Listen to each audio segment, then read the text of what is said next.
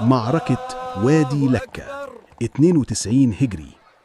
دي كانت أول معركة حاسمة على أرض الأندلس، اسمها وادي لكة، واتعرفت كمان باسم غوادة لبيني وشودونة. لذريق جمع جيش ضخم جدا، 100,000 مقاتل.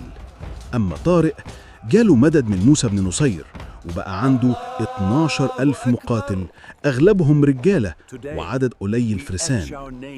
طارق خطط بخطة عبقرية، اختار مكان الوادي وخلى من وراه جبل، ومن يساره بحيرة، وعلى المدخل حط طريف بن مالك بفرقته. كده أمن جيشه من الالتفاف.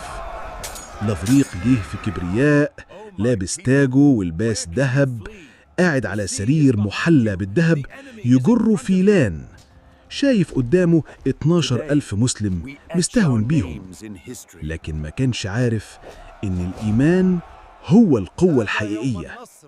المعركة بدأت في رمضان واستمرت 8 أيام. المسلمين صبروا وثبتوا، وانهزم جيش لذريق وقتله، وانتهى حكمه الظالم، وبدأ فجر جديد في الأندلس استمر 8 قرون.